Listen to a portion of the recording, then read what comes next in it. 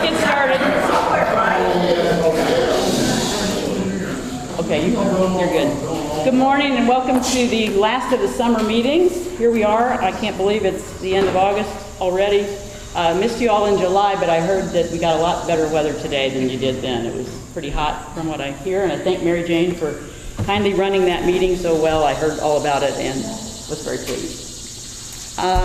What I would like to do with the approval of the board is go ahead and do the minutes first, but then I need to ask if we could kindly move the awards recognition to just after those minutes because Lance needs to get on with his day, and I'll tell you more about that in a minute. Is that okay by everybody? Yeah. Very good. All right. With that being said, the board meeting minutes, has everyone had a chance to review them? I move approval of the July 22nd board meeting minutes as presented.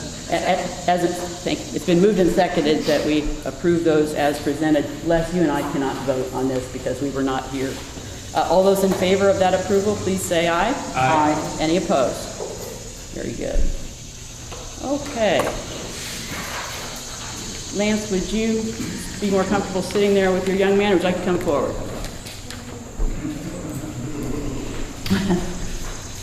So we moved the awards from the June meeting to now in an effort to try to get all three of our exiting board members here. We're going to have John later because Laura and John cannot be gone from the marina at the same time. So we will catch him in the fall. And Andy could not be here today. Andy Hoffman, he is, I think, busy building a house. And Andy loves being on backhoes. So we'll try to get him back to another meeting. But we thank them for their service. Lance Everly, who just completed 4 years on this board. And I love that you brought Chase because when you started on this board, he was born on 5 months later. 6? What happened to 5? It died. Oh, it died. Oh. So it's 5? He's 5. Okay. So what are we having today? My birthday party. Oh, That's, sure. I heard about that. Yeah. Is it going to be a swimming in the lake kind of party? So are you going in the lake? Yeah. Well, that's why, if it's okay, I just want to talk about your daddy for about 2 minutes, and I'll let you go home and get ready for your party. Does that sound okay? Mm-hmm. All right. We're glad you're here. Lance, I had to make a list because you've done so many things for the Conservancy, and I didn't want to forget anything, so bear with me. I'll try to be a little speedy for birthday party things. You have such a long family history at Lake Lemon. Your grandfather, Earl, was one of the founding board members, and I believe your uncle, Larry Pauley, was also a board member. Did I miss anybody? I don't think so. So the Everlys and the Pauleys have a long, long history here. How many, you've lived here all your life, am I right? Pretty much, yeah. Well, we won't ask you how old you are. You were also their treasurer all 4 years. You hit the ground, I believe you hit the ground running. Adam and I were debating, did we make you do that your first year? But you were the most eligible, suitable candidate, and you did a fine job. And Sue will agree with me that he did a really great job at helping those of us who are not accountant finance people understand government budgets, because he had to work with Sue and It was hard. quite a bit. But you made it easy. You also headed the search committee for our new lake manager, Adam Casey, and that was a huge job right around the holidays. We appreciate that. Also, of course, you handle all of the LLCD insurance needs, and we couldn't do that without you. And you continue as a member of the Strategic Planning Committee. So you're not completely off the hook yet. Not yet.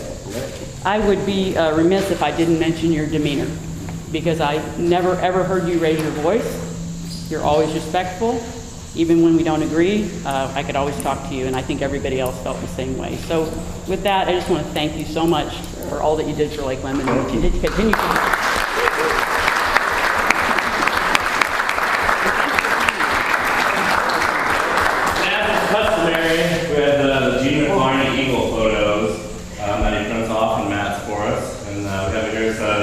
Presented to Lance Everly in recognition of 4 years of service, LLC Board of Directors, District 1, from 2013 to 2016.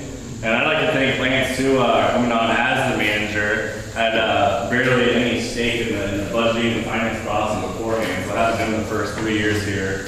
Really helped give me a step in the game to get my knowledge running and helped me hit the ground. So I'd like to thank you very much, Lance, and We'll hand this over to you. And happy birthday, young man. Yes, happy birthday.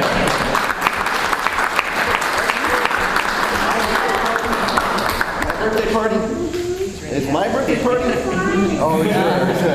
Thanks, Thanks for everyone. coming. You guys have a great day. You too, thank you. Bye, Chase. Happy birthday, buddy. All right, Adam, you're going to handle the treasurer's report in Mike's absence. Yes. All right, Michael Blackwell could not be here tonight, so I will be going over the treasurer's report. For July, get all my ducks in a row. For July, we had a total expenditures between our normal expenditures and our net pay of $45,411. Some of the more notable purchases and or costs throughout the month were our Wilson equipment for the rental of our excavator, Brandeis machinery for finally got billed on some of the replacement of our fuel lines on the Komatsu excavator. Quality control was about $6,500 for the second treatment of vegetation for the year. We did get a new dock put in down in our equipment cove. The old one was quite a bit of a safety hazard, so that came around $2,300. And then our fireworks also got billed that much, which were $6,500. So our total expenditures was $45,411.79. I have that other reported claims here, and if there's no questions, if everyone had a chance to review purchase, I'd like to go ahead and request a motion to approve the July 2017 report of claims, allowance, and vouchers. So moved. Second. It's been moved and seconded that we approve the July report of claims. All those in favor, please say aye. Aye. Any opposed? Thank you. Still you, Adam. Manager's report. Have at it. All right. So manager's report. I have a couple of people here that would like to talk first. I'm going to go ahead and bring up on the agenda. Steve Peterson, the head coach for IU Rowing. They're looking at moving the IU rowing course, not from Lake London, but shifting its location in the lake. I think there's been some issues with fishermen and boaters in the anchoring areas, and just kind of a congested area down where it's anchored at currently in the dam and swimming area. So we're looking at shifting, and before I go into too many details, I don't know, I'd like to invite you up, Steve, to present this to the board.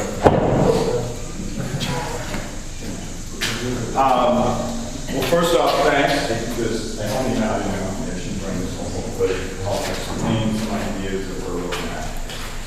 As Adam said, the past, this is my 15th year, every year that we put the course in, up at where our starting area, the dam area up there, there's always some problems, issues as far as how our cables are up there. I am not a fisherman. But a good friend who helped put in race courses said, who is a fisherman big time, if he was going to fish on that lake, that's the place he would go. And he said, well, day one, that was the worst place in the world to have our race course. So this past spring, when we went to put our course in, a lot of the anchors, the cables were, we couldn't find them. I don't know what happened to them, they were cut or whatever. We had to drop about $2,500 into it just to get our course in. And that's been something we've been dealing with kind of each year. I love having the course right here, being able to run regattas out of the park is fantastic, but I feel like we're gonna have to, if we're gonna put it back in where it is, we're gonna have to spend some serious money again. So that's when the topic and idea of potentially changing where it is on the lake to a little bit more user-friendly situation for everybody. So what I did, I have talked to Adam a couple of times. This is just really in the brainstorming phase. And I wanted to first, before we started putting any money into having anything surveyed or things, find out if there's going to be any real uproar if we wanted to do it. So that's all this is, and I welcome feedback and comments. Three, I'm not good with technology, so it's the best I could do. There's three ideas that we have come up with for potential locations for the race course. If you look at this little map, the red one is where our course goes in right now, as you know. We have three options. Option one is the green one, option two is dark blue, option three is light blue. The biggest thing we wanted to do was, one, try and get it out of fishing way. Okay, so we can actually not have to worry about, I'm sure they probably hate our course as much as we don't like the fishermen hooking onto our cables. So it's usual, but we were trying to find options in places where we felt like, and I don't know, this is where feedback will come back, where we don't see a lot of people congregating when they're fishing. That was number one. Number two, and this is a personal thing that I've always wanted, I would love to be able to have it so it ends somewhere around our boathouse. Because we'll have parents and people when they come to watch races, like to be at the boathouse, all that. So that was another driving force. Those are probably the two biggest things that we were looking for. Our favorite option of the three, and I'll address that, and if nobody has a problem with it, we don't have to look at the other, would be option one, the green one. Starting down near the causeway, it would run along the south shore, it would pretty much finish right in front of our boathouse. And this would do a bunch of things. One, gets us right near our boathouse with a finish line, which we like. I don't think, correct me if I'm wrong, that when we have our anchors, and I'll make clear what the anchors are. The anchors are about 2 to 3 inches long, just a little metal thing that get driven into the lake bed, so it's not some big monstrosity. And there's a cable that comes off of that, and the cable is what you will see all the buoys are counted. Okay? So that's what would be driven in right near the causeway down there, and then also up here near our boathouse. And those are typically about 10 to 15 feet off of shore, so that you don't even see them. Unless you're probably fishing, you might hook one, or if you have a motorboat and you throw an anchor down and it goes into the bed and hooks another cable. And the thing is, the anchors, as we have them, will basically stay in all the time. The cables we pull out. So option one is kind of our favorite. Option two was a different idea that would all have it starting actually over this way. I'm not even sure if that would work for us as far as the width, the surveying, the length, and stuff like that. So that's one of the challenges with that one. And option three is kind of taking a little bit of everything. We don't necessarily like that because we feel like the more that it's in the center of the lake, the more challenges we're going to face, whether it's just wings when we're racing or motorboat wakes or whatever. So that's why option one is kind of our favorite. So that's what we're thinking. Again, we're either in a situation where if it goes back in here, we'll have to put money in to get all the anchors and everything resurveyed and set where they've been. Or two, since we're going to have to do a big chunk of surveying and whatnot, look at the idea if this might be the ideal time to kind of move it. So when it's not in use, the cables will be removed? When it's not being used, we take the cable back. So what's left is basically small little anchor. There is, stand corrected. There's literally about 4 or 5 feet of cable that's still left in the water, because that just stays there permanently. But everything else comes out.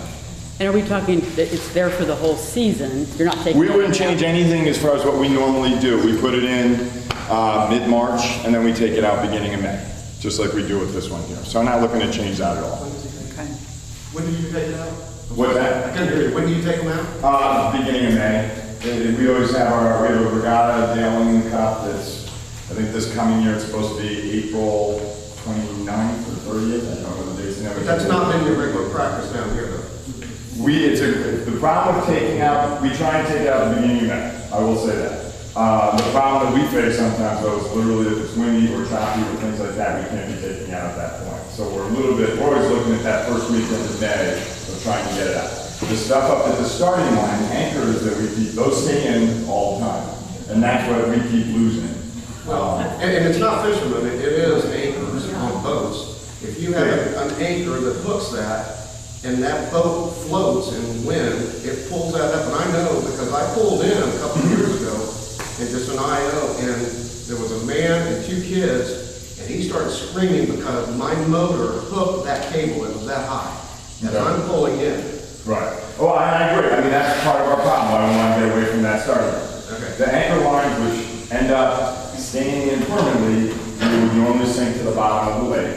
But that's exactly the scenario that we are trying to get away from. So that's, I'm not denying that.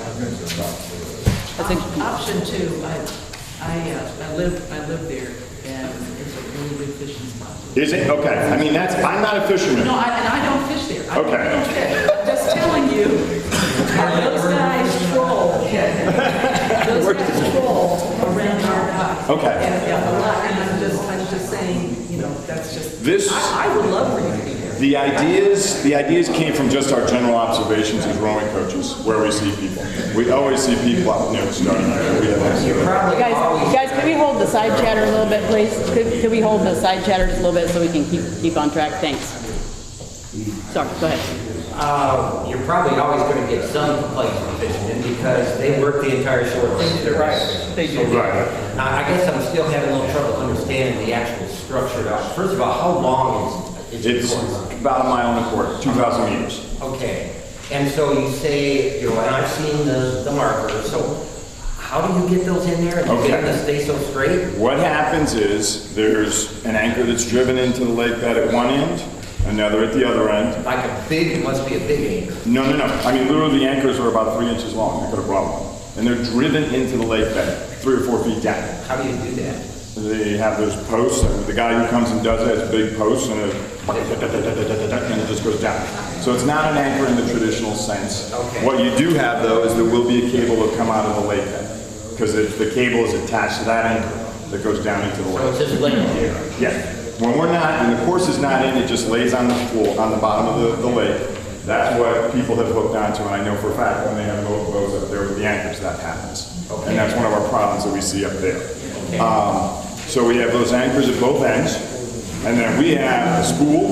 You maybe have seen us when we're putting it in, a spool, and it's 2,000 meters of cable, and it's a small little steel cable that will run the full length.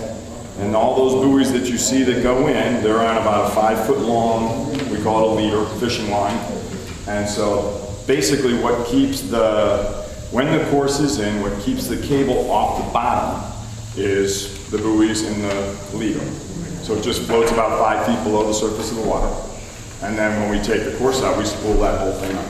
So how do you get it in there though? I mean, What do you mean? when you put the long cable in, I have a motorboat, we have a I mean, crank. you just drop it and then, As we're unspooling it, we hook a buoy on, unhook it, keep spooling, unhook a buoy. So what happens is the cable just goes in, and the buoys keep it from sitting on the bottom, getting caught on trees or anything that are down there.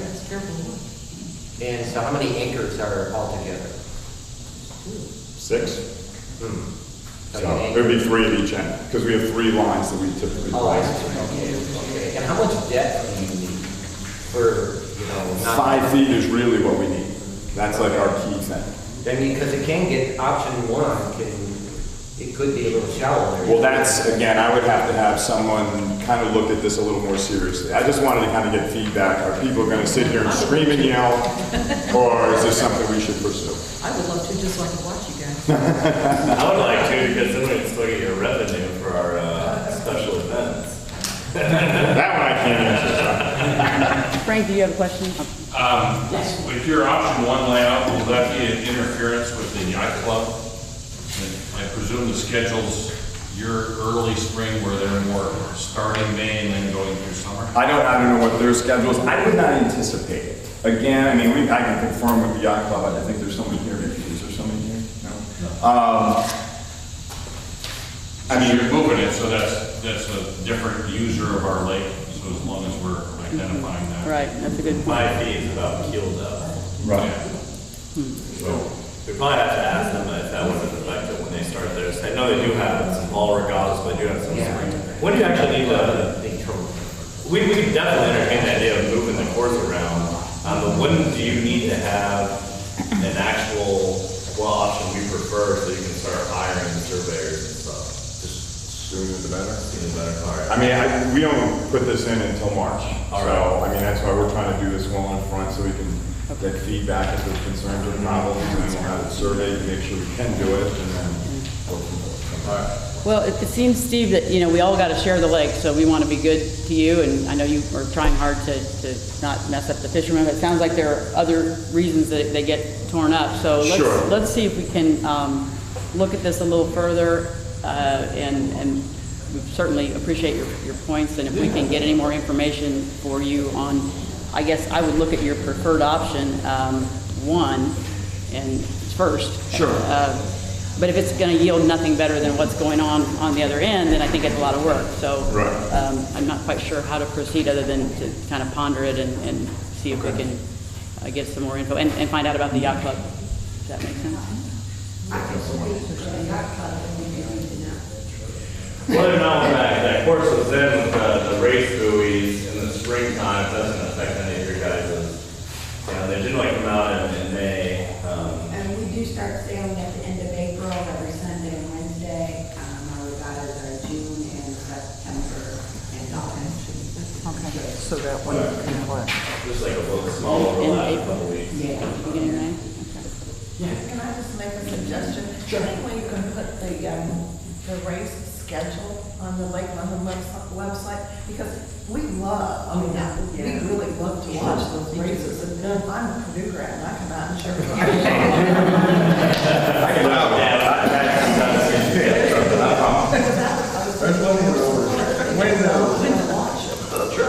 No, we love that. How far from the shoreline would that course be? We have to sort of look at it and survey it and see. I mean, honestly, I just took a computer and drew a blue line. Because the question is, if we have residents who are along that shoreline, I get that. to get out. No, I haven't. Well, the thing is, again, even with the cables and stuff in, motorboats can go over them, the barge goes over. Yeah, we're gonna have a barge. That part's not a problem. What we end up with a problem is actually more when the course is not. And it's just the anchors of the cable, a little bit of cable that's sitting on the lake bed. And if someone drops an anchor, just as he said, drops an anchor and hooks onto that, then they have a problem, we end up with a problem, and nobody's happy. So that's the biggest thing. But typically, the anchors are driven, I'd say 10 to 15 feet offshore.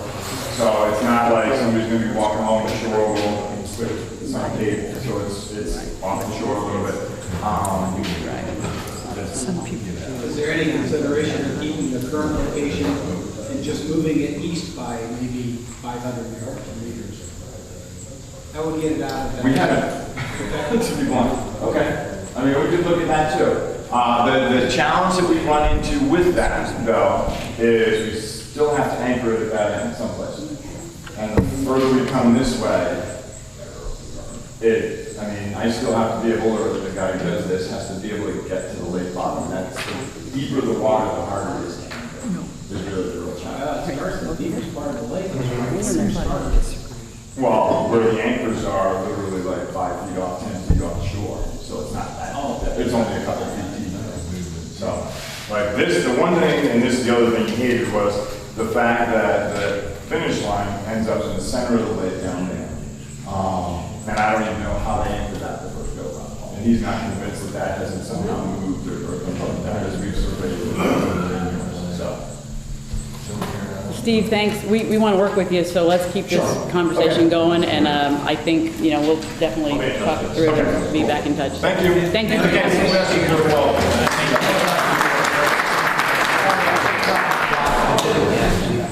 Steve, we also would like to thank IU Rowing and Indiana University for your conversation as we're looking at the drawdown this spring. So your assistance certainly did not hurt us. Yeah, thank you very much.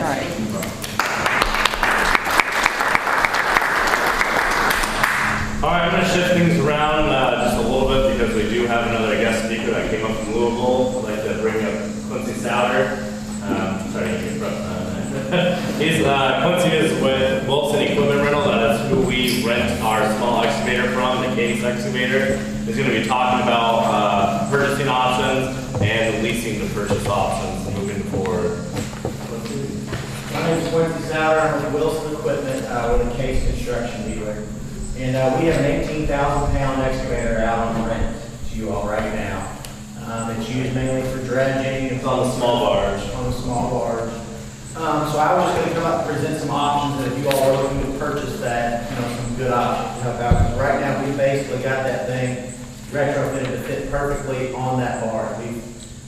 Some of your anchors and stuff like that we've put into our hydraulic system so we can drop the anchors directly. So we've done some modifications to our machine, the bio-fluid and those things like that to make that perfect for what you all need right now.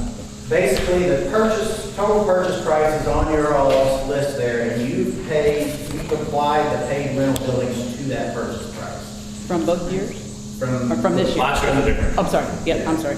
So for everything that you all have paid up to date now, we've taken that off the total Okay. purchase price. So basically, you've kind of been building up equity into this machine. So you can see what the balance is to purchase it, less the pay for it. Can you describe it, since we, let everybody that has the numbers you're talking, you're referring to? Yeah, so the total purchase price is, if you wanted to go buy an excavator from me right now, what this machine would cost. Now, they've been renting it for 4 months, so we've applied that rental going towards that. So the original purchase price is, you know, if it's okay for me to go ahead and tell them the number. Yeah, absolutely. $102,000 is the original purchase price of that machine. Now, they've been paying 4 months rent so far on that, so that brings $14,220 down for that, less the rental purchase fee. Now, a rental purchase fee is basically kind of a way for us to protect ourselves if you don't decide to buy it. We still make a little bit of money off that rental. So basically, that $14,220 comes off that purchase price, which makes your current balance purchase $87,870. So you can see you've built some equity up in that machine. So the 3 options that I've come here to talk to you about today are a municipal lease option, if you wanted to lease it as opposed to the outright purchase. Personally, I think this is a good option for you all because the 36-month, the 48-month, and the 60-month, you can see, I think currently you're paying like $4,320 a month in rental. So if you were to go with any of those options, the 36-month option is $2,568. 48 is 1965, 60 months is 1606. So you're paying well less than what it would be for a rental. So if you rented that thing for 6 months out of the year, you're going to be saving a considerable amount of money if you go with the municipal lease option. The good thing about the municipal lease option is if, say, 18 months, 2 years into this, you decide we've done all we need with that, we don't need that machine anymore, you can turn it back in. You're not held, you're not stuck to the total lease. So the 60 months, as most leases, you have to pay out the remainder of the lease in order for you to get out of the lease. A municipal lease option, you do not have to do that. You can just turn it back in at any time. So basically, you would be paying a much reduced rate compared to what the normal rental rate is. So it's a way for you all to kind of save money, or you keep it the length of the term, you pay it out, then you all own it, and you have a good piece of equipment to help continue to do dredge and pull the dirt, or pull the topsoil out of the coves and all that. What's the limit? Say we did go for 60 months. Is there a limit time-wise where we can still decide to turn it back in and say we keep it? I mean, obviously at a certain point, we're off just buying it outright. But say we did keep it for like the better part of 3 years, a little over 2 years. Any time within that, we can turn it back. Anytime within that, the only stipulations to that are you can't turn it back in, and there's a certain time frame. I don't know if it's 6 months or something like that. You can't go buy another one. Right. So basically, they don't want you to take this, turn it back in, and then 2 days later go buy another one because they feel like that, that's not really fair. So that's kind of the only stipulation to that is you can't turn it back in and go buy another one 2 days later. Is there a turn-in fee? There's not a turn-in fee. There's no prepayment penalty. If you go with the 60-month and 2 years into it, you say, you know what, we've got the funds, it's doing what we need to do, we want to just go ahead and pay the rest of the money now. There's no prepayment penalty.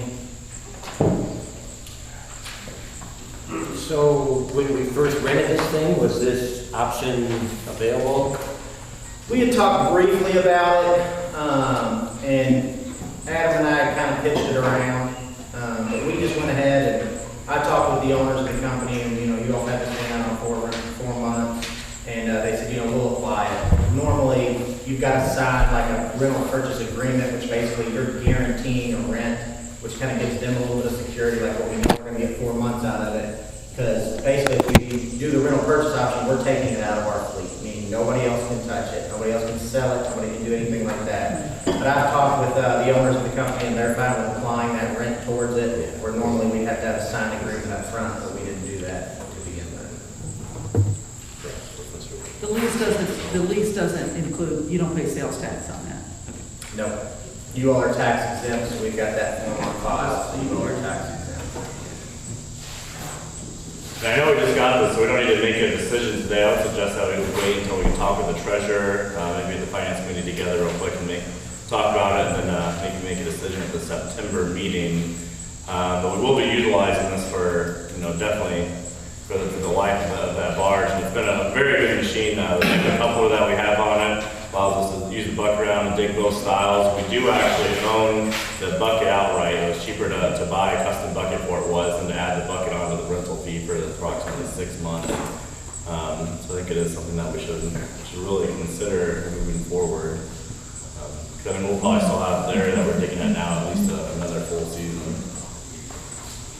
We appreciate the information. We will deliberate this further in September. Okay. Look forward to And it. if you need, I'll get in touch with that, and you all need to come up a little bit more and talk about some of the more of the financing options and that kind of stuff, I'd be happy. Also, thank you for the donuts. Yeah. Don't see it.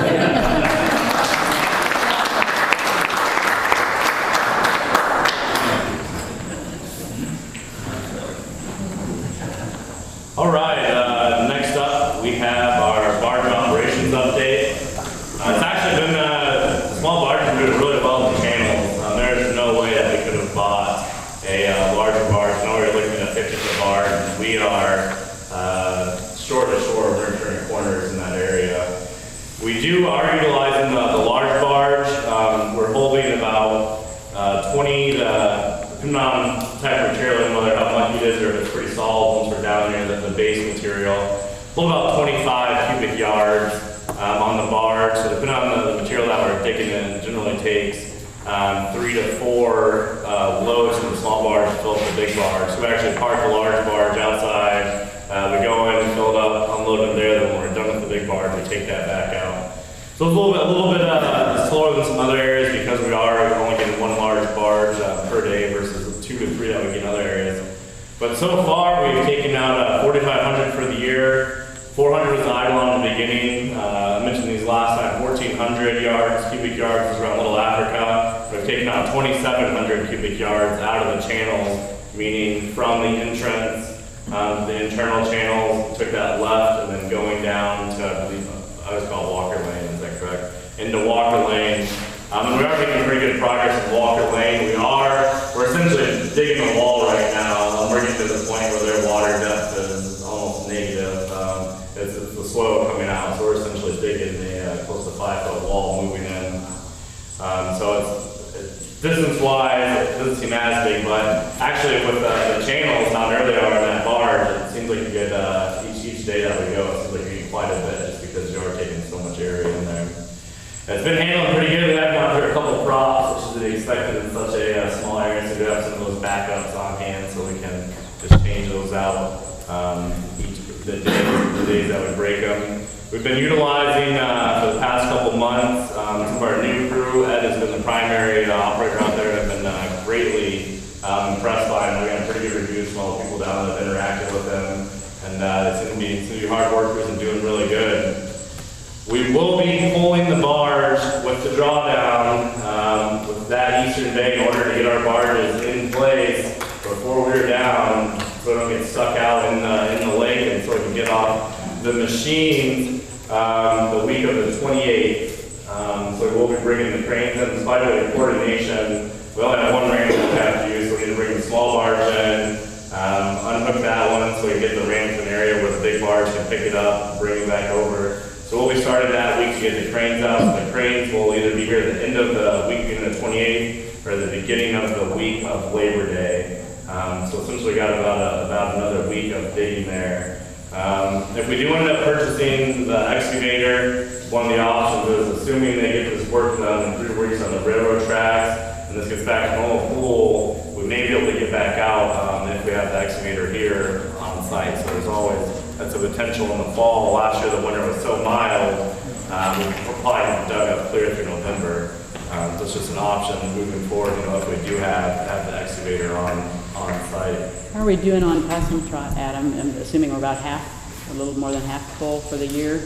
Yeah, we are probably about half full.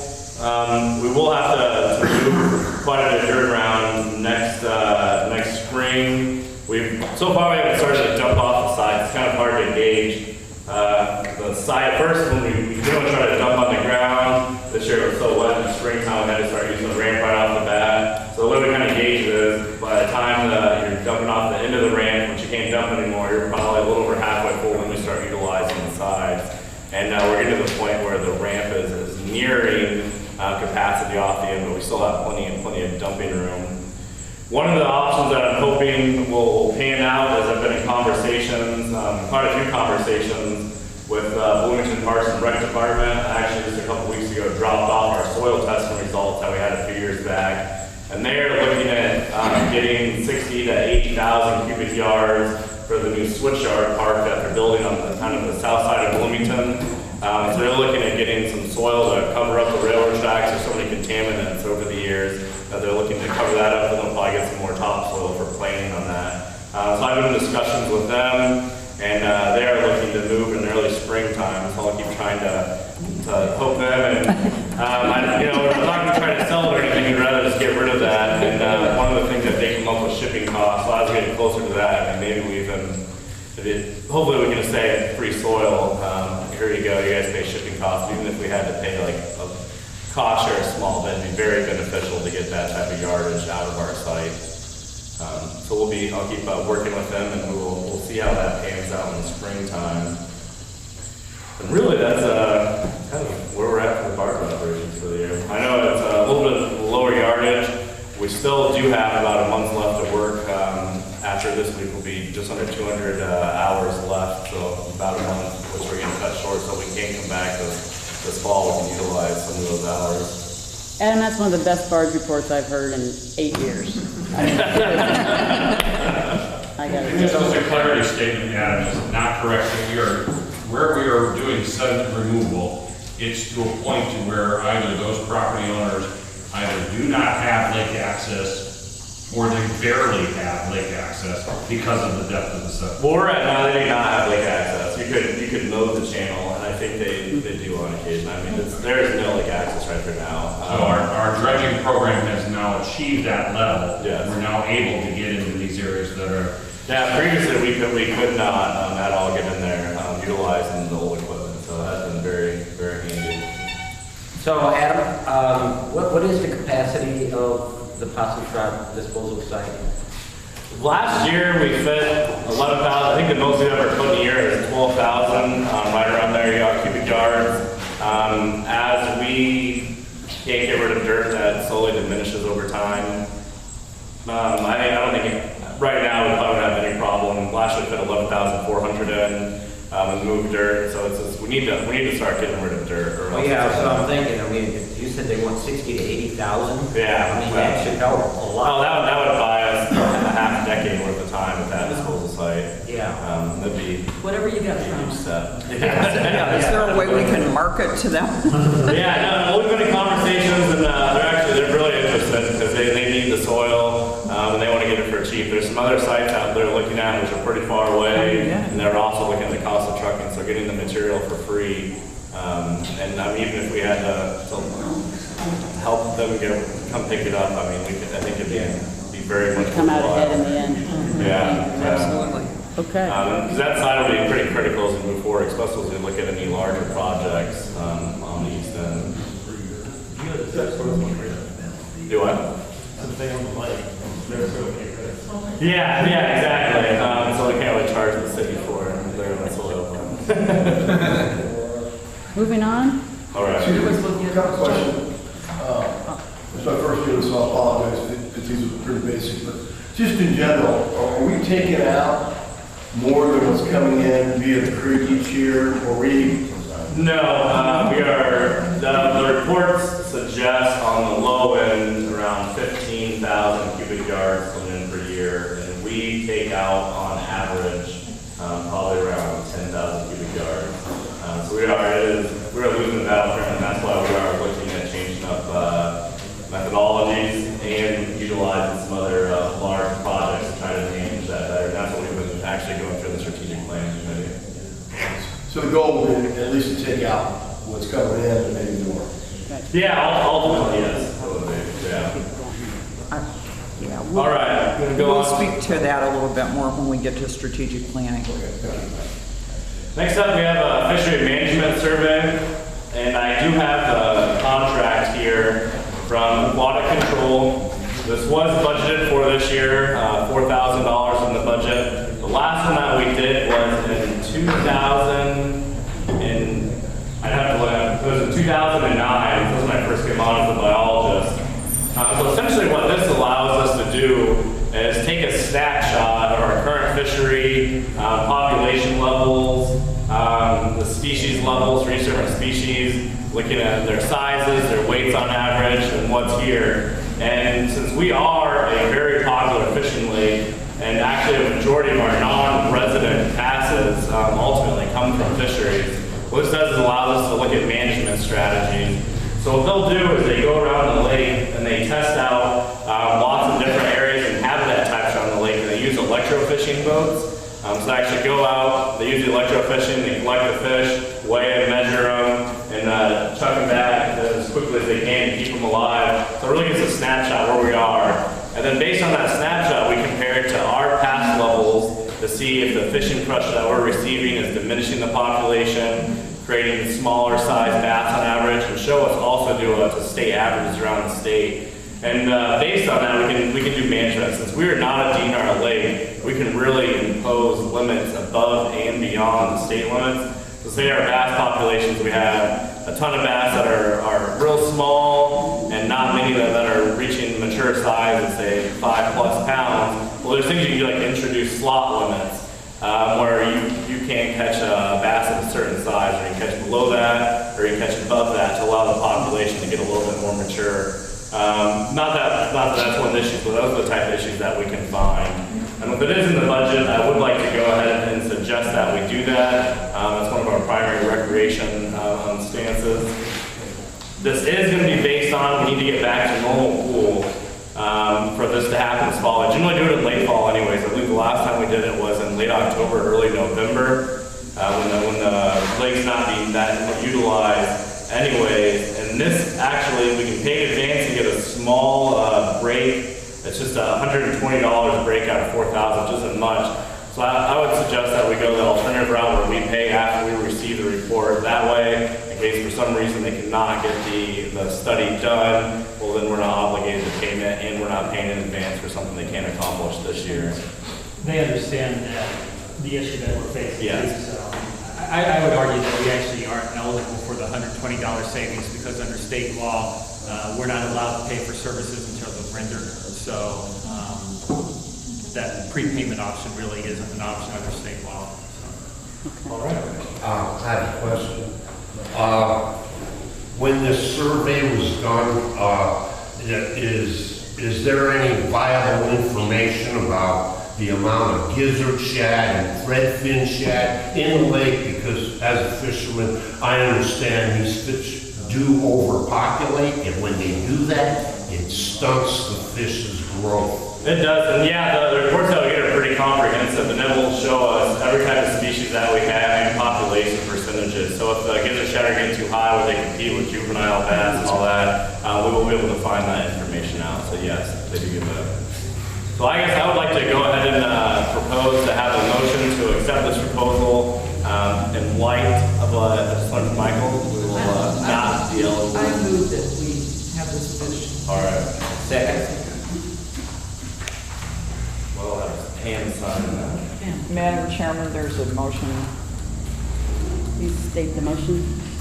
I made the motion, he seconded it. Will you For the please restate the motion? Huh? Restate the motion. Oh, we're going to accept the aquatic control contract for the Fish Act sale. And you seconded that? I second it. Any further discussion?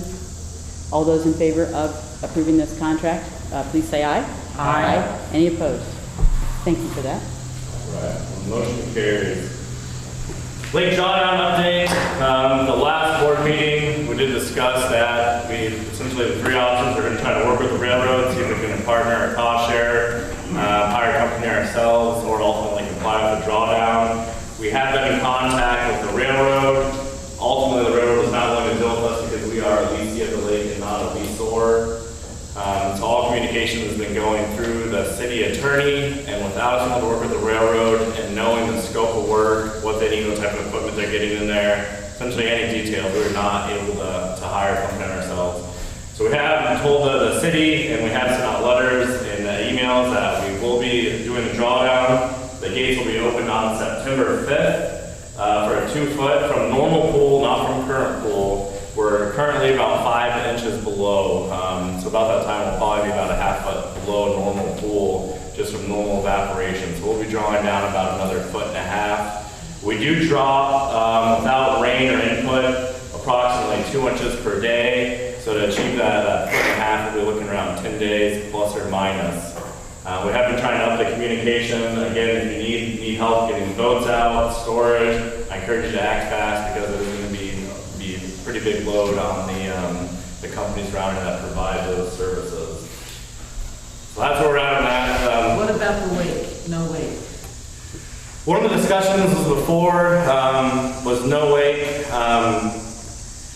At 2 foot down, the majority of shoreline that's riprap will still be stabilized. At 3 foot, 4 foot down, we're exposing a lot of soil. I'm a little hesitant to say a lake-wide no wake just because we have bass tournaments every weekend through the fall. Well, we've never done it. I mean, we've been 2 feet down in the past. We've never done it. And if we say no wake, all of a sudden we are going to be inundated with refund requests for tournaments. So I would just say that we table that. Okay, good. Thank you. Well, that is the manager's report. Quick question. Sorry. Can I just make a comment? Some of you maybe haven't been here. We have, for the last 9 months, only been having public comment after the body of the meeting. We digressed a little bit today with Steve here, and that was fine, but I feel like we need to kind of get back to our, if your question can wait to public comment, I would sure appreciate it. Thank you. Well, next up, we're going to move to the final discussion of the 2018 budget. Mike Blackwell cannot be here today, so I will be going through this. We'll kind of go through it comprehensively. I know we've kind of gone a little bit fast, so we'll move through. Kind of going down for our revenues, our watercraft permits, we're expecting about the same, $115,000. This year, we're actually maybe a little bit low. I think currently we're close to 8% with the decreased pass sales. Actually, I think a lot of that has to do with the looming drawdown. We've had a ton of calls from non-residents asking when the lake was going to be shut down completely when we were draining it.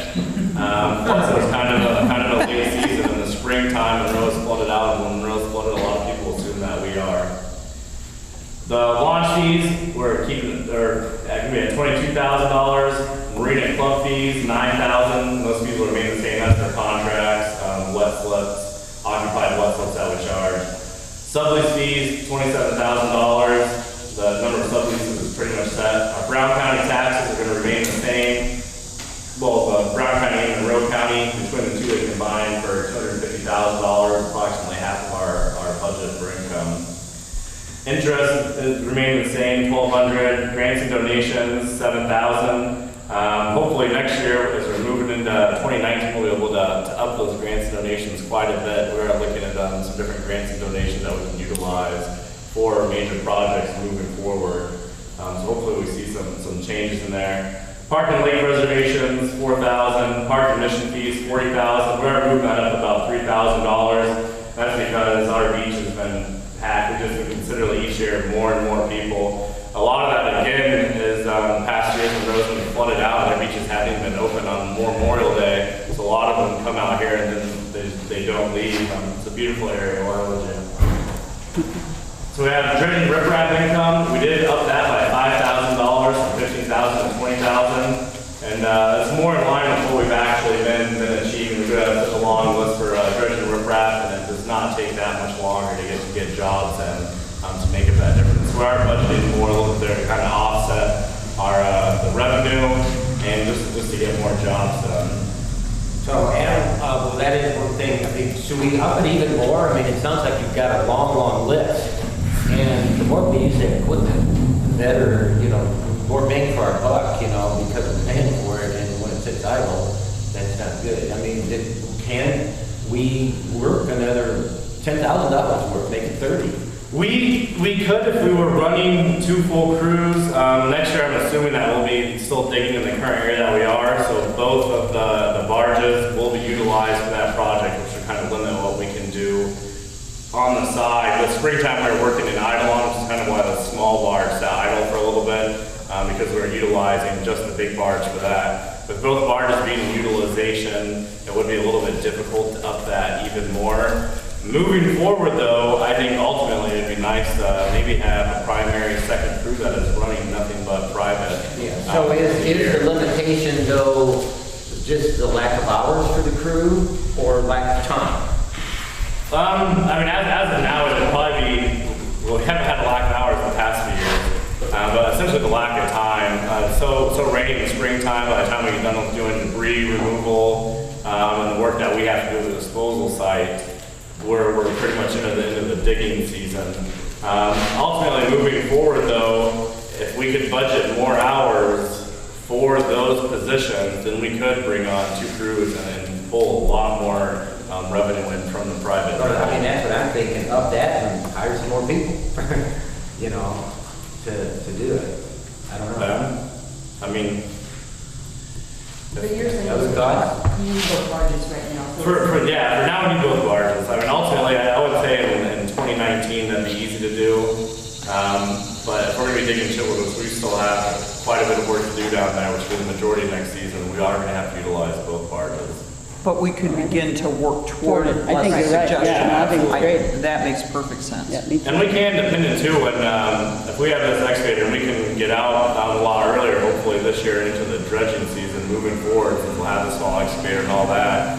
Maybe next fall time, on how far we get, then we'd have a little trial period with hours that are left over, or monies that are left over to do that.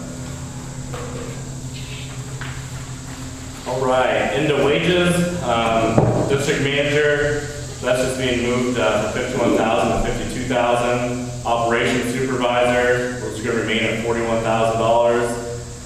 FICA, 13,500. SUDA, this is all of our required state payments, $800. PERF, which is 14.2%, and that's the obligation to the Public Employee Retirement Fund, both for ourselves, and there's obligations for the Conservancy to pay in for things such as unemployment for the state that they just have to pay into their fund. Health insurance will remain at $10,000. Our gate park attendants are going to remain at $21,000. Lake patrol at $4,800. Our dredger is being raised just based on cost of living, $22,800 to $2,300. $14,250 for dredging other. This is for maintenance, park work, disposal site prep. The other categories is to catch all for anything that's not private digging and not LLCD dredging. That's going on $250. Assistant dredger, that's going to $11,400 from $11,001. Assistant dredger other is going to about $200. And these were based off the old crews, what they were making, and giving them a 50 cent to $1 raise. So that's where we came up with those numbers from. If we're utilizing new people, those numbers aren't as high, so that will go quite a bit longer. Our dredging private is essentially remaining at $3,800, and assistant dredger private is at $1,900. Our supplies, most of the general op supplies, these categories are remaining the same. Operating supplies, we've added $3,000 into medical for operating supplies, and that's actually because we need to finally get an AED in here and some of the other safety equipment that we have in case we do have heart attacks on the beach or God forbid anything happens, that we actually have the equipment here to be utilized when we need it. So we did add $3,000 to that. Our building and grounds were reduced from $10,000 to $5,000. This is supplies. There's two reasons for this. One was an effort to try to bring down how much we're budgeting in the red, and the other is because we are kind of shifting towards hiring out and contracting a lot of the work, the major maintenance work that's done in the park. When I used to work here, there was a maintenance man that we had on staff as part-time on call, and that position went away at some point. But so like when we did major renovations on the bathhouse, some of the gatehouse repairs I do this weekend, that stuff is all contracted out, so it essentially goes to the repairs versus the supply side. So that is the difference in there. Everything else is essentially remaining close to the same. Our grand total supplies is down $10,000 from last year, $69,000 to $59,000. So Adam, is it more cost effective to do the contracting, or should we again look at a part-time on-call person? It is, for the bigger projects, it's more cost effective if you're getting into stuff such as plumbing, electrical work, all that, just because we don't have the knowledge. If we do bring on an operations supervisor, that's pretty handy. Well, then we can, small stuff we do in-house, and it's more cost effective that way. But any of the major projects or renovations, we need to bring somebody in just because we have expertise and essentially someone will be up to the code. And I think I generally agree with Adam on that. I'm concerned that we take anything away from buildings and grounds just because with the amount of revenue that the park is now generating and it's critical to our budgets, I certainly want to make sure we're investing properly into maintaining this park. But as far as from a staffing perspective, it probably for a lot of the actual repairs that need to be done, it probably is more effective for us to contract it simply because I don't know necessarily the market here, but I know that for me, the hardest position I have to fill right now is our part-time maintenance position. So I would suspect that the market is substantially different here.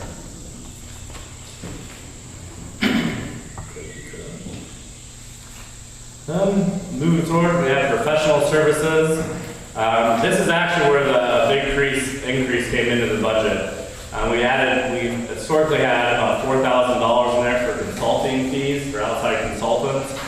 We have changed the name, or once we approve the budget, we'll be changing the name of the consulting category to sediment management. That way we can encompass consulting, contractors, essentially anything for the projects that we need moving forward as we come up with them in the strategic committee and present them to the board. So this has been changed, category 6330, from consultants to sediment management, and has been up from $4,000 to $50,000. And that is essentially because we're planning on utilizing that next year to bring on the contractors to lay some of the groundwork and get our plans for moving forward, the construction plans that we need, and that'll help with the permitting costs, with the planning, with construction.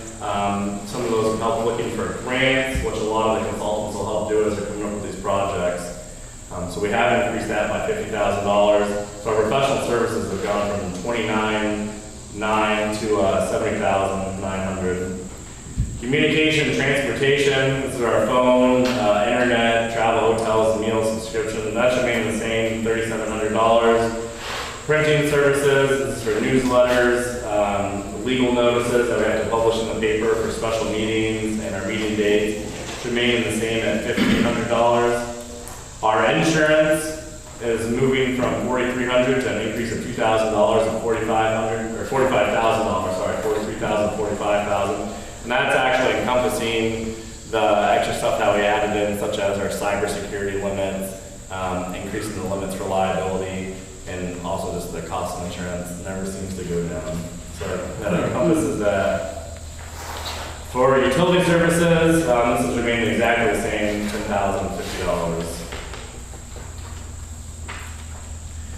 For repair and maintenance, building and ground supplies are remaining the same.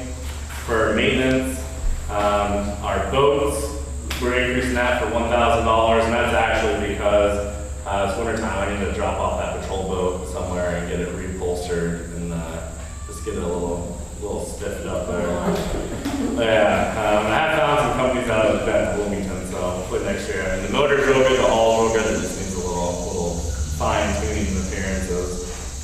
Our dredging equipment repairs, that is going down by $10,000, and that's because a lot of the repairs are being done this year. We still have something that we're looking to in this fall. We budgeted for is to get some more steel once we clean out the barge to kind of put in essentially sacrificial strips in the bottom of the large barge, but the metal's getting pretty thin, so we'll have essentially scags or runners there. So that'll be done this fall. Equipment rental, we did jump up to $17,000 from $2,000. That's more in line with where we've been last year and this year with renting the small excavator. Also, if we decide to purchase that, it'll be substantially reduced for next year. Water testing, we've raised $5,500, and that's because the IU contract went up a little bit, both just with their supply costs and with our extra requests for the additional details and testing that we won.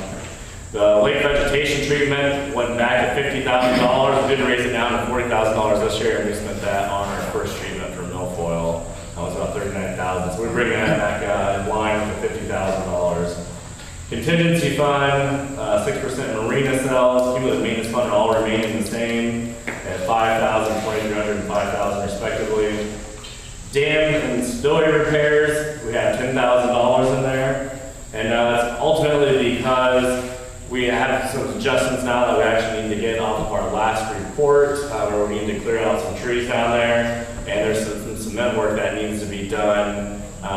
Essentially in the sluice area where the actual dam is. We have that 48-inch pipe that runs underneath the dam, and it comes out to a stilling basin in the back. And this doesn't affect the strength or anything of the dam itself proper, but the stilling basin where it leads into the creek, essentially it's there to be a hydraulic jump and decrease pressure before it enters the creek. It's starting to erode and undercut it, so we'll have to have something down there to kind of reinforce that, or we do risk continued degradation.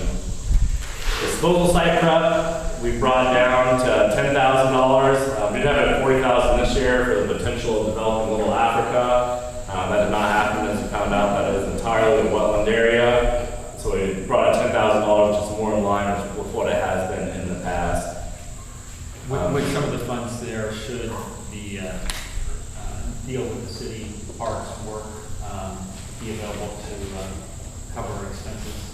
Yeah, yes it would, and historically that's more for the prep for moving the dirt around, but we could utilize the site prep for if we are, say we decide to cost share a little bit or end up spending a little bit of money, that's exactly that, to utilize for that to be opening up room as we move forward. Other services and charges, that's essentially for debris removal, that's remaining the same at $1,000. Fireworks are staying at $6,500. I did like the company, so I think we'll use them again. For a total for services and charges, we did see a significant decrease from $125,000 budgeted this year to $95,000. Our grand total services and charges comes out for 2018 to $268,000 or $268,010. For capital, most of our capital improvements are budgeted for this year.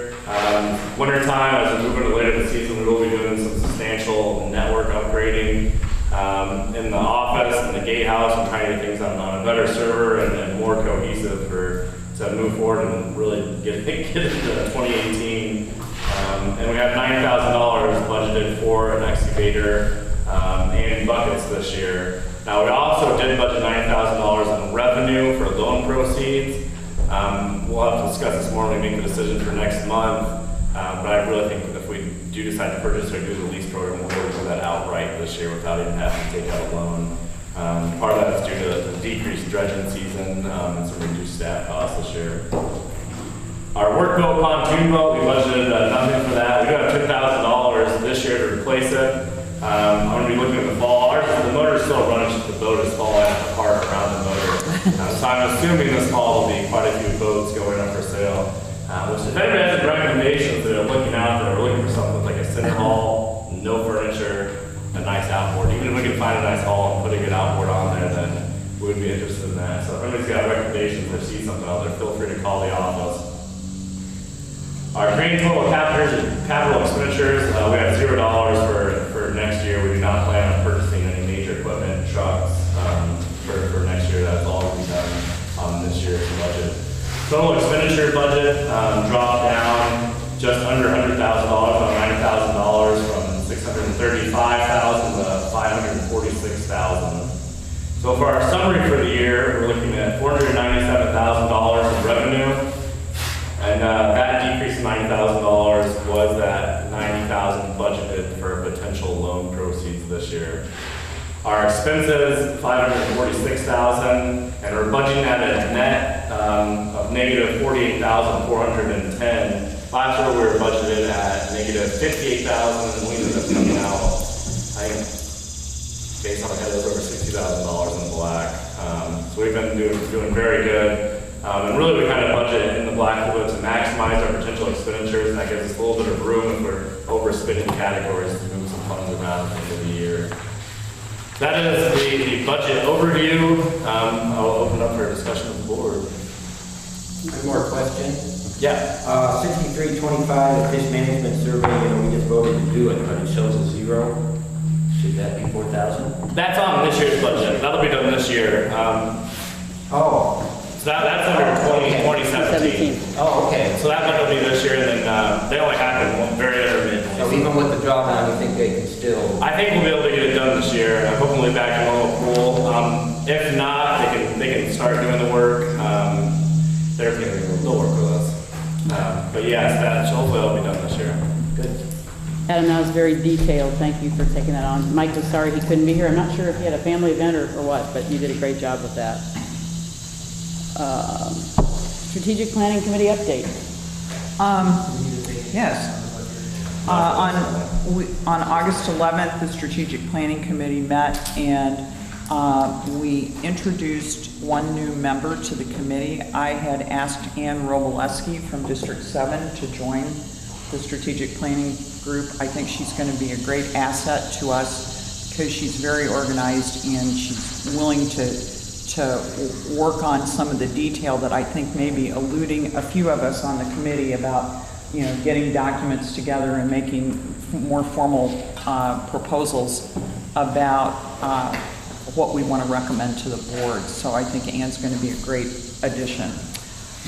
We spent a good portion of our meeting on the 11th talking about charitable donations. Adam and I had discovered a few weeks ago that back in 2008, was it, Adam, that Angela Parker had given us a great deal of information about how we could actually use the Lake Lemon Conservancy District for charitable donation. And there are obviously restraints on different aspects of that. So we spent some time going through the documents that Angela had, communications that Angela had with Bob Madden at that time on that topic. And then Susan Snyder-Salmon gave us an update on Friends of Lake Lemon. And we're actually looking now at how do we really want to proceed and what kind of recommendations will we make to the board about what types of charitable giving might go through LLCD and what might go through Friends of Lake Lemon and what's to the greatest benefit to raise revenue for us going forward. So stay tuned. We're going to have some recommendations coming, I think, in the next 45 to 60 days because Susan needs a little more time. I should also mention Ann Roboleski is the vice chair that Susan had chosen for Friends of Lake Lemon. So again, having her on the Strategic Planning Committee is going to help move all of that forward. So we're pretty excited about that. I want to go back because there was a question earlier and then I realized I really wasn't planning to address it, but briefly to say, as we went on in the meeting, we talked about lake health and did a recap from the drawdown issue, which we don't need to repeat here. But for the gentleman who asked earlier, we believe that there are approximately 15 to 40,000 cubic yards of sediment that come into the lake annually. And as Adam told you, we take out 10 to 15. And the committee is looking at a variety of options and methodologies and for not only removing that sediment, but ways to contain it. And so there are going to be recommendations about that as we go forward as well. A couple of our subcommittees need to have meetings this month. Communications will be having a meeting at some point. And Community and Government Relations needs to have a meeting. That would be you and me. And then we talked about Parks and Recreation. Adam's going to follow up on the ADA study with Michael and with Frank because as we consider improvements, making recommendations for improvements to Riddle Point, we've got to have a baseline study on the ADA requirements. And I could comment to that very quickly, and I didn't get with you, Adam, but I have reached out to IU just to do an inquiry to the National Center on Accessibility, which is based here at IU, nationally renowned, works with the National Park Service and federal agencies a lot too. But it sounds like they may be willing to entertain taking us on as a class project, but we need to have a conversation.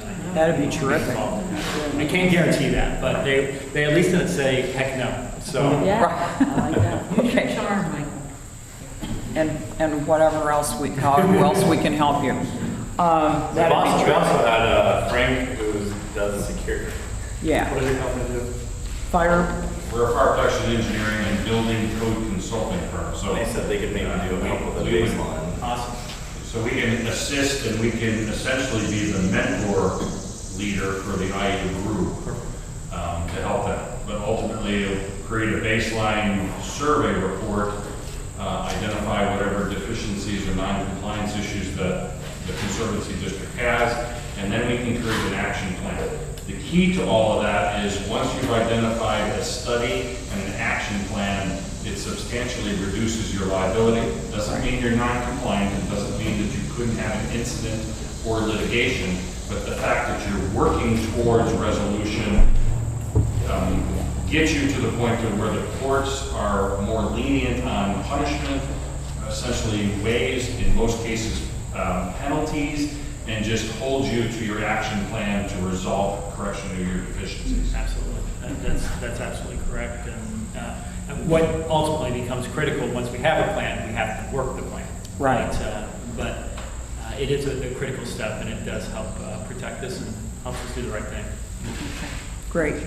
At the end of our meeting, we actually had some people who came for the meeting that wanted to make some public comment. And I think some of you will know these names when I say Dave Seastrom was one of the people, and he was the primary speaker.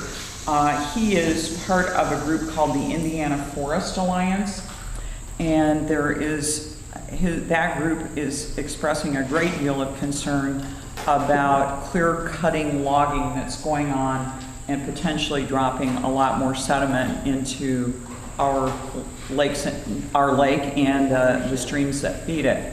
And I would invite anyone else who was at the meeting to chime in here, because what I believe they are seeking is our support for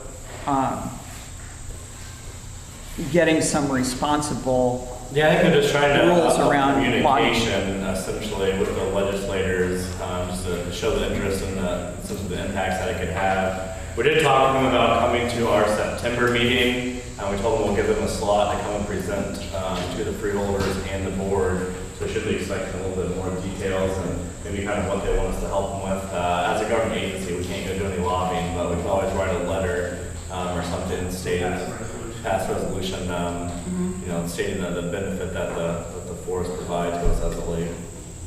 Yeah, Indiana has pretty lax laws as far as private landowners and the criteria they have to follow. A lot of states, by law, you have to follow what they call best management practices, and so there's certain slopes that you can't cut on and so on. In fact, there's one up here on Shelter Creek.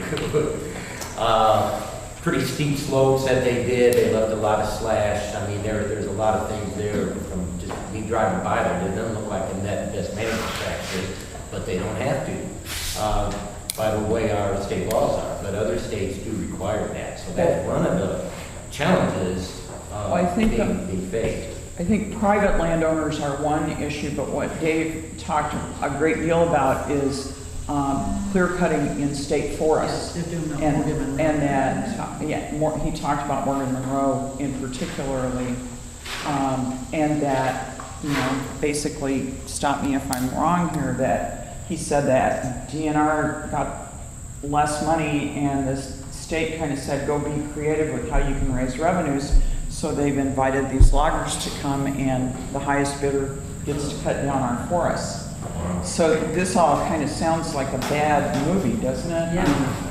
And I will say I've heard about it 4 times since that meeting last Friday. I've had 4 different communications from all different directions about this very thing, and they're all saying, write the governor, call the governor, you know, so I think it does bear us having him on the agenda in September. He has pictures too, which are, you know, that picture's worth 1,000 words for sure. You can see, it looks like they're just creating shoots, you know. Yeah, you can. Yeah, it's very scary.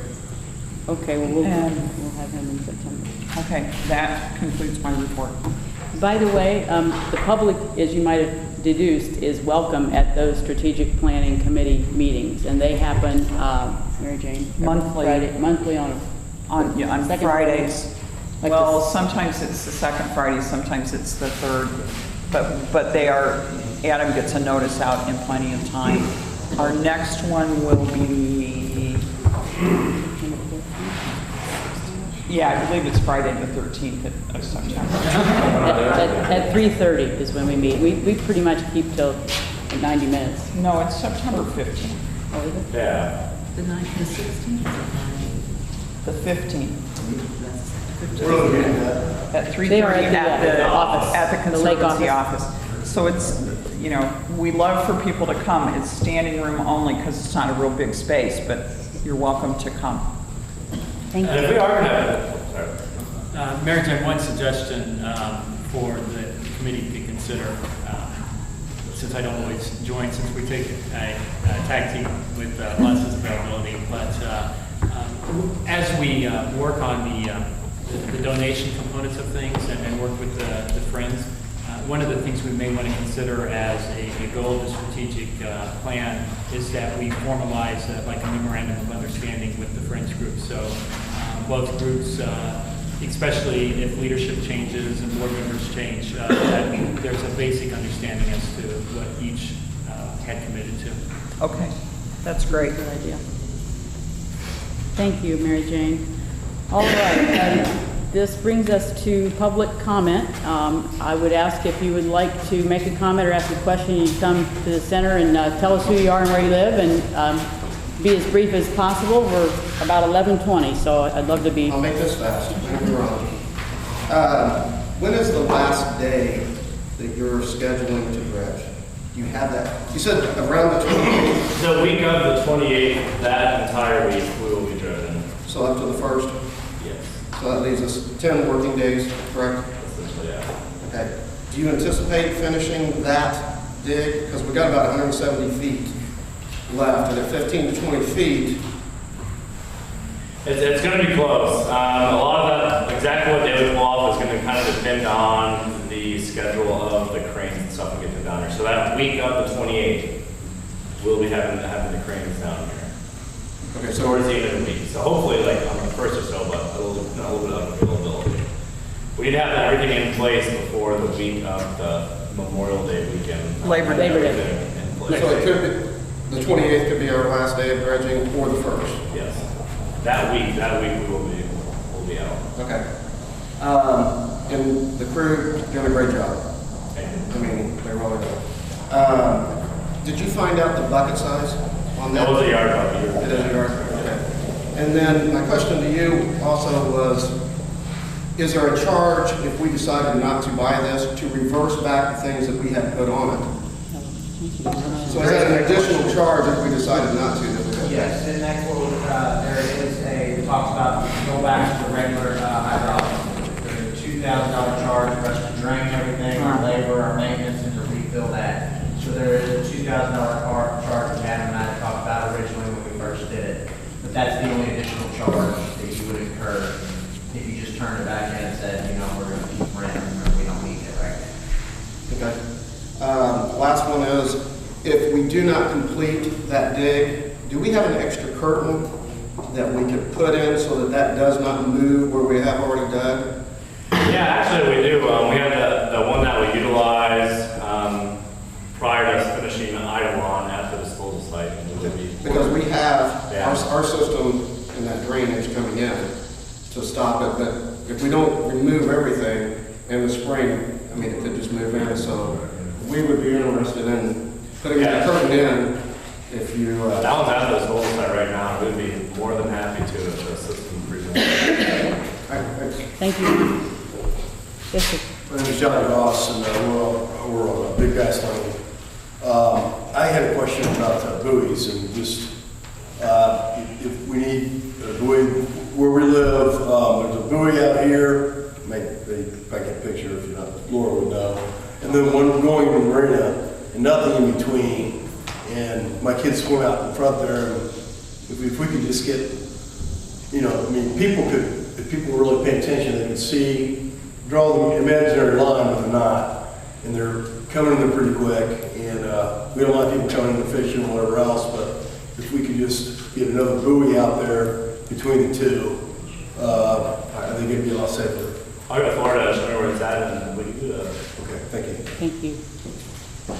Hi, members of the board. My name is Jason McCall. I'm an attorney from Wilmington. I represent Ms. Stevens, who is a freeholder in District 7. Unfortunately, Mr. Blackwell is not here today. I did recently send a letter to Mr. Blackwell concerning some issues in regards to the assignment of the dock space. And so I've been retained by them in regard to that. I was going to share that correspondence that I sent to Mr. Blackwell with each of the board members, just so that you can briefly take a look at that. Sue has agreed to set up a meeting, so that hopefully we can resolve this matter. So she's initiated that conversation. We're certainly going to have Mr. Blackwell's. I think you're referring to me. Okay. Yeah, I actually spoke. It's okay. You're going to forget something. I offered that to your client. So and that's much appreciated. Thank you. We'll be glad to set something up. Thank you. Hi, my name is Daniel Salib, and I have a quick question. When you do the drawdown, can we get our boats still out, or are we supposed to get the boats out first? Our ramp will still be open.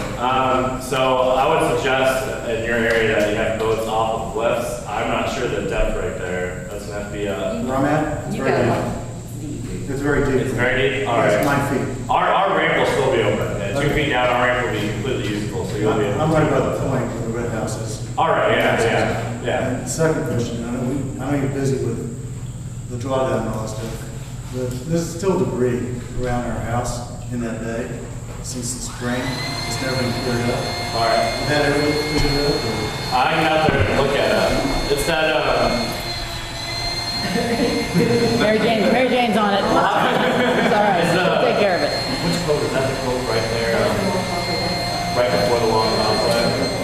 The code's kind of right before the long causeway. Yeah. I know we get some of the big ones out. We will get back there. We still have a lot of logs out there. So you got a lot of logs and stuff. It probably is not going to happen if the barges are off this fall. When we do springtime, we'll get back in there. And this is a very stupid question, so I don't know. Now, I know this is a government thing, and we have the lake, we run the lake for the city, right? Correct. Does the city get anything out of it? Do we pay the city anything? No, they just don't have to pay for any maintenance. Okay. That's good. Thanks. Thank you. Thanks for waiting. Well, they get a beautiful park and then recreation. Yeah. Yes, Gary. This is not a question, it's a statement. I'd like to thank you personally, Pam, from the board. A year ago, you requested that the board send a letter about getting the causeway repaired and paved. I was disappointed it didn't happen last year, but when I think my way through it, it wasn't in last year's budget. Obviously, it was in this year's budget. And obviously, a squeaky wheel gets the oil. And I think collectively, when we pile on and go after whatever it is, we can move a lot. And I really appreciate that letter that you wrote. Thank you. Well, thank you for bringing it up. I have one thing. There's a dead deer. If anybody's a hunter and wants to meet, I don't know how long it's been there or anything. Where is this? The dead deer is a dead person. If you look close, it's a deer here. It's right down by Maggie's house, actually. Right before you go across the long causeway on the left, where the peninsula is, and there's a couple of boatouts there. It's laying in there. So we did call the county, and they said no one can come out till Monday. It's probably going to smell bad by now. I did have one more thing before leaving. I've been in contact with Sarah Powers, the people at IU about blue green algae, and it's still very dense in the overflow cove. They do make test kits for the cyanotoxins, anatoxins, like 2 different toxins that can potentially come out of these algae. We've been looking at test kits. In order to get test kits with 20 potential test kits for each toxin, this will be just under $3,000 for all the test kits. I think it's worthwhile to have, so we know they're there, we need to be able to test them, we need to take action. I am also meeting with Melissa Clark to start discussing creating an action plan for hazardous algal blooms, so we have something in place. I would honestly like to seek a motion that is above my $1,000 on my own threshold to go ahead and purchase these test kits. I'll make that motion. I'll second it. It's been moved and seconded. Any discussion about it? If we don't have access to test kits and people find out and someone gets sick, we in trouble. We could be in serious trouble. With that, moved and seconded, all those in favor say aye. Aye. Aye. Any opposed? Okay, new business. Big change now. Next month, the next meeting in September is, we go back to the Citizens of Bloomington Utilities building at 600 Miller Drive. Is that right? East Miller Drive. And we meet the fourth Thursday of each month, so it will be September the 28th, and we meet at 6 p.m. and we start right on time. So just mental shift. Summer is sadly coming to an end, but we will see you there then. We will not be meeting, we don't think, in November, because the fourth Thursday would be Thanksgiving, and I don't think anybody would attend. So, anywho. Does this bakery have turkey?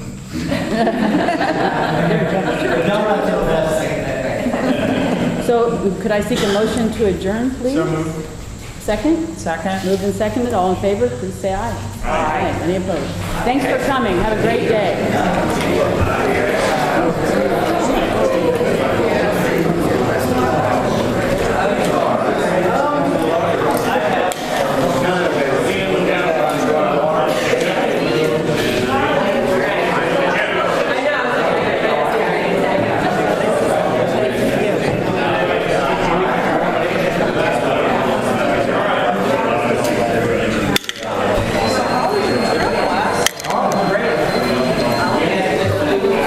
Thanks again. Thank you for saying something.